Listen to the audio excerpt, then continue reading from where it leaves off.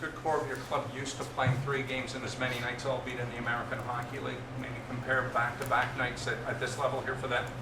Well, I mean, it's an everyday league. You got to play. I think it's a great opportunity for us.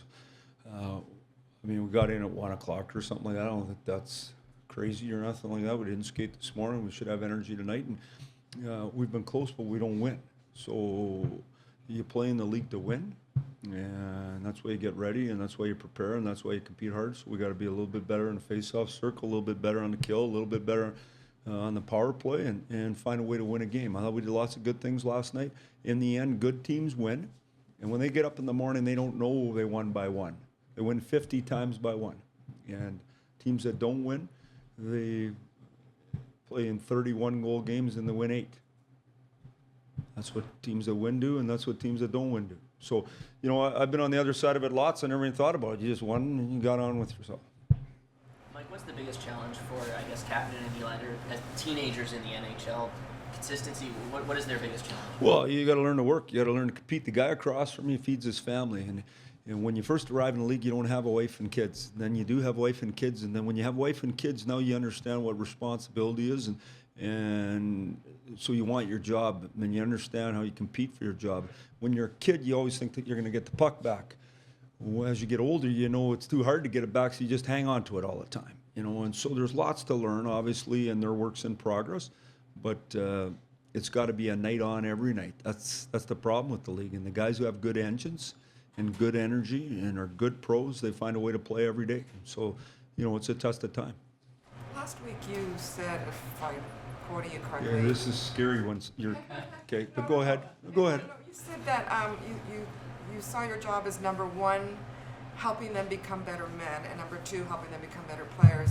100%. Can you expound on that? I mean, especially when you're talking about guys who are not really that far removed from being boys. Well, yes, the big thing, and it wouldn't matter to me if you're 32 or 42. I believe in people doing it right every day, and I believe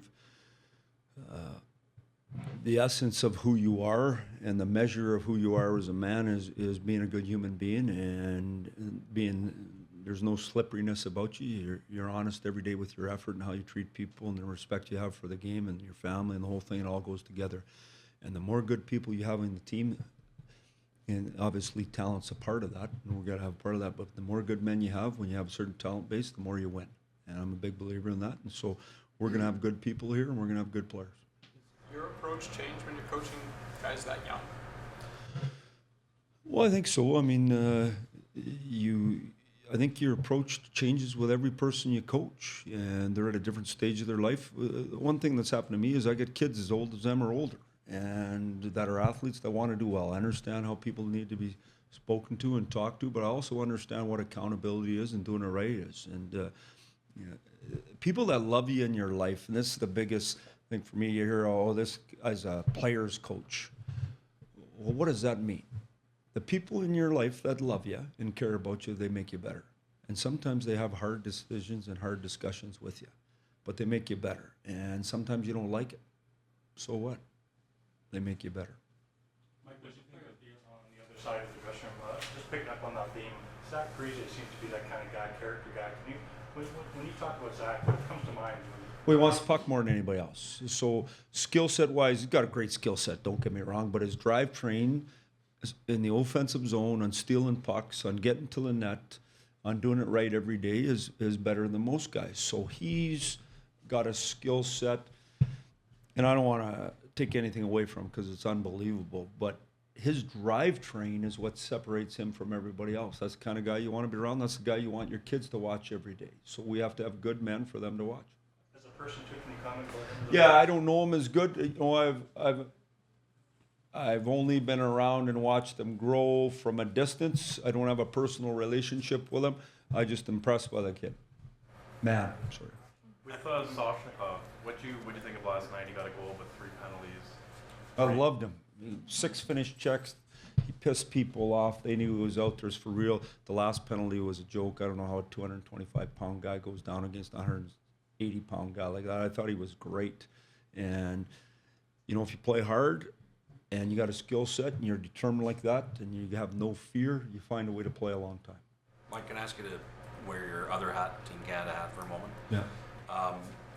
What is your plan, or can you share it in terms of the captaincy for the World Cup team? Yeah, haven't got into it really, but I mean, there's some good men there from the past that have done a real good job there. I mean, Army and I and the guys will talk about it for sure. But we'll have the great thing about it when you look at the team, there'll be a whole bunch of captains. The leadership group will be very strong.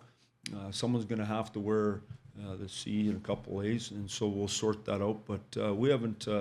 I mean, we have talked about it, but we haven't spent a whole lot of time on it. But I'm sure that announcement will come. As far as the final 7 choices, that'll really be the tough Wow. part.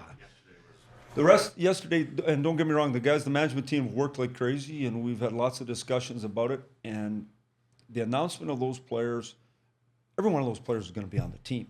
Now, can you negotiate over what order they should have been announced in? Probably. And you guys like to do that anyway, so that's where the fun is. But in saying that they were going to be on the team, now it gets hard, though. The decision's got to be made. And the coaching staff will talk a lot about it now. The management team will talk a lot about it, and we'll make the right decisions to have the best players on the team.